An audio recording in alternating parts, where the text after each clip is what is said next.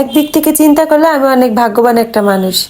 যে কোনো পূজা পার্বণ, যে কোনো অনুষ্ঠানে আমার বাবার বাড়ি, শ্বশুর বাড়ি সবাইকে আমি কাছে পাই। এই ভাগ্যটা আসলে অনেক মেয়েদেরই হয় না। অনেক দূরে বিয়ে হয় বা শ্বশুরবাড়ি আত্মীয় স্বজন অনেক দূরে দূরে থাকে, তাদের সাথে যোগাযোগ কম হয়, কিন্তু আমার ভাগ্যটা এদিক দিয়ে অনেক ভালো। যে কোনো অনুষ্ঠানে আমি সবাইকে কাছে পাই, সবাইকে নিয়ে অনেক আনন্দ করতে পারি। এইদিকে আমার ছোট বোনটার কি কাণ্ড, ডিম চুলতে বসে সে আগে একটা ডিম খেয়ে নিল। সেদিন দুপুরবেলা আমার বড় যা রান্না করে, শুধু আমার বড় যা না, সঙ্গে আমার মেজো বোন ছিল। তা আমার মেজো বোন আর আমার বড় যা দুইজনে মিলে রান্না করে, আর ঘরের যে কাজগুলো ছিল এইগুলো নিয়ে আমি ব্যস্ত ছিলাম। তো ওইদিকে তারা রান্না করতেছে, এইদিকে আমার কাজ আমি করলাম। সাথে ছিল এই যে আমার একদম ছোট বোনটা। আর বাইরে ছিল ওই সময় প্রচণ্ড বৃষ্টি। এই ভিডিওটা ছিল এবছর বিজয় দশমীর পরের দিন দুপুরবেলা। তো এতদিন যাবৎ এই ভিডিওটা আমি আমার ফোনের গ্যালারিতে যত্ন করে রেখে দিয়েছি আপনাদের সাথে শেয়ার করব বলে, কিন্তু আর করা হয়ে ওঠে না। আজ ভাবলাম ভিডিওটা শেয়ার করবই। তো তারা তো দুইজনে মিলে রান্না করলো, আর এদিকে আমি রান্না বাড়ার পরে সব গুছিয়ে ফেললাম, রান্না বাড়া শেষ।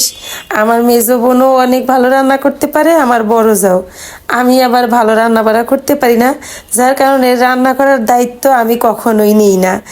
আর ওই যে বললাম বাবার বাড়ি খুব কাছেই, যার কারণে যে কোনো অনুষ্ঠান আমার ঘরে হলেই আমার মেজো বোন, আমার বোনেরা যখন কেউ থাকে তারাই দায়িত্বটা নেয়, তারাই রান্নাবাড়া করে দেয়, আমি খেতে দেই। আবার অনেক সময় হয় কি আমি খেতেও দিই না, খেতেও দেয় আমার মেজো বোন, দায়িত্ব করে বলি যে তুমি ভালো পারো তুমি দাও। তো এখানে ছিল আমার বাবা আর আমার মেজো বোনের শ্বশুর, আর এইখানে ছিল আমাদের ছানাপোনারা সবাই। তো রান্নাবাড়া শেষ, সবাইকে আমি একা না, আমার মেজো বোন, আমরা সবাই মিলে খেতে দিলাম। আর এখানে ছিল আমার বড় ভাসুর। বছরের একটা দিন পরিবারের সবাইকে নিয়ে একসাথে খাওয়া দাওয়া করার সুখটাই আলাদা।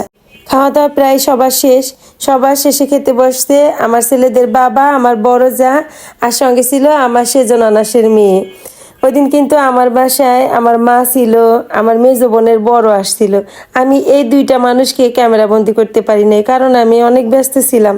আমি ওই দিন খুব ব্যস্ত ছিলাম, তারপরেও যতটুকু পারছি আমি কিন্তু ভিডিও করে রাখছি, কারণ আমার তো বেলা শেষে ভিডিওটা খুব দরকার।